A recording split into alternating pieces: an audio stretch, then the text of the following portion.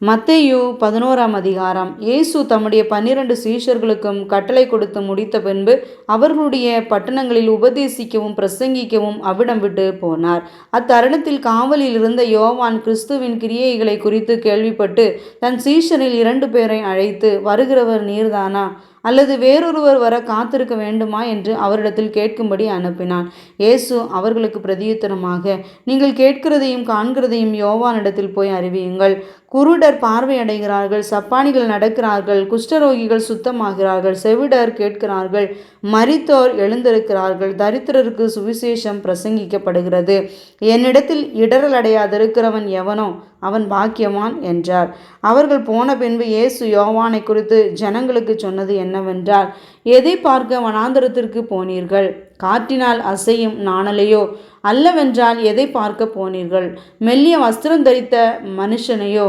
மெல்லிய வஸ்திரம் தரித்திருக்கிறவர்கள் அரசர் மாளிகையில் இருக்கிறார்கள். அல்லவென்றால் எதை பார்க்க போனீர்கள்?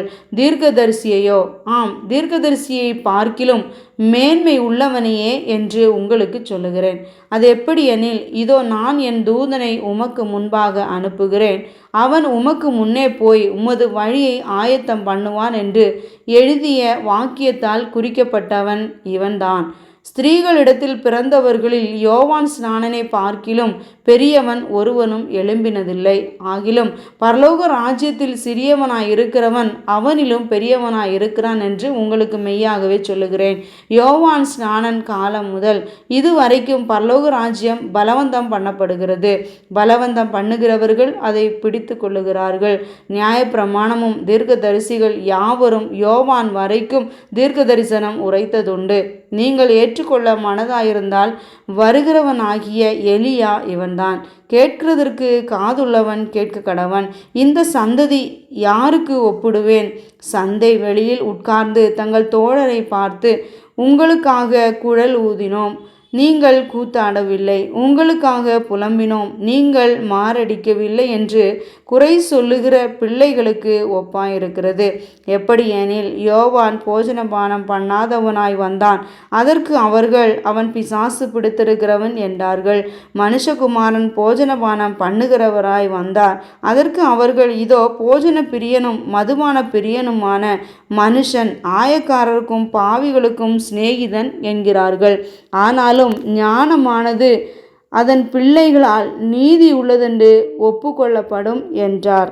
அப்பொழுது தமது பலத்த செய்கைகளில் அதிகமானவைகளை செய்ய கண்ட பட்டணங்கள் மனந்திரும்பாமல் போனபடியினால் அவைகளை அவர் கடிந்து கொள்ள தொடங்கினார். கோராசியினே, உனக்கு ஐயோ! பெத்சாயிதாவே, உனக்கு ஐயோ!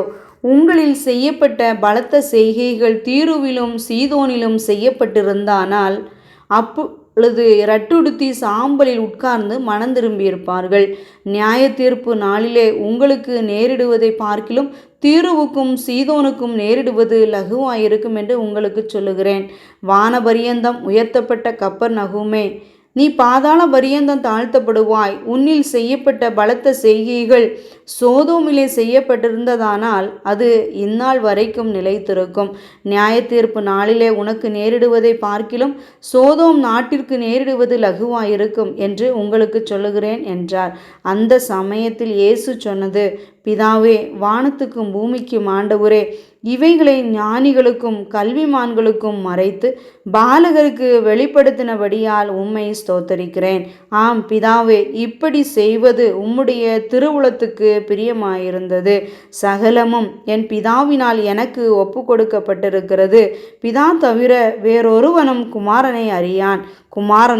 குமாரன் எவனுக்கு அவரை வெளிப்படுத்த சித்தமாயிருக்கிறாரோ அவனும் தவிர வேறொருவனும் பிதாவை அறியான். வருத்தப்பட்டு பாரம் சுமக்கிறவர்களே, நீங்கள் எல்லாரும் என்னிடத்தில் வாருங்கள், நான் உங்களுக்கு இளைப்பாறுதல் தருவேன். நான் சாந்தமும் மனத்தாழ்மையுமாயிருக்கிறேன். என் நுகத்தை உங்கள் மேல் ஏற்றுக்கொண்டு என்னிடத்தில் கற்றுக்கொள்ளுங்கள், அப்பொழுது உங்கள் ஆத்துமாக்களுக்கு இளைப்பாறுதல் கிடைக்கும்.